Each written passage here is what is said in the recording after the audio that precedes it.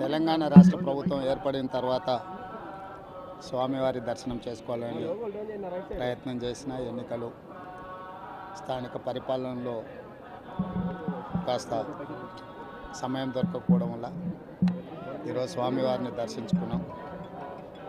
రెండు రాష్ట్రాల సత్సంబంధాలు కొనసాగాలని, రెండు రాష్ట్రాల అభివృద్ధి పదం వైపు నడవాలని, ఆంధ్రప్రదేశ్లో ఏర్పడబోయే ప్రభుత్వము ఆ రాష్ట్ర ముఖ్యమంత్రితో తెలంగాణ ముఖ్యమంత్రిగా సత్సంబంధాలతో సమస్యలన్నిటిని కూడా పరిష్కరించుకొని కలిసికట్టుగా నడిచి రెండు రాష్ట్రాలు అభివృద్ధి పదం వైపు నడిపించే విధంగా ఒకరికి ఒకరు సహకరించుకొని ముందుకు వెళ్ళాలని ఆకాంక్షించను.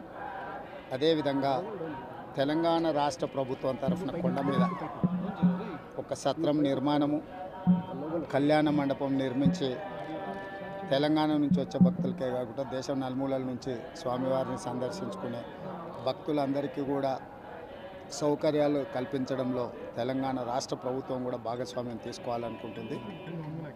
ఈ ఫలితాల ప్రక్రియ ముగిసిన తర్వాత తప్పకుండా తెలంగాణ రాష్ట్ర ప్రభుత్వం తరఫున సత్ర నిర్మాణానికి అవకాశం ఉంటే కళ్యాణ మండపం నిర్మించి స్వామివారి సేవ కొనసాగించాలని రాష్ట్ర ప్రభుత్వం భావిస్తుంది.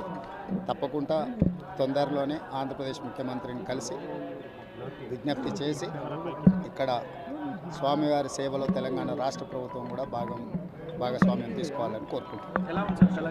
కొండ మీద రాజకీయాలు మాట్లాడకూడదు.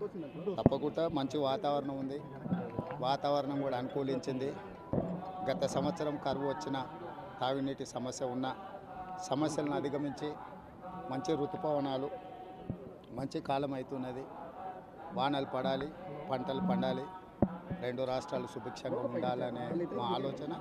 ప్రకృతి కూడా సహకరిస్తుంది. తప్పకుండా పాలకుల మనసులో ఎలాంటి స్వామివారు ఒక ఆలోచన కలిగించి తప్పకుండా ఆ ప్రాంత రైతులకు సహాయం చేసే విధంగా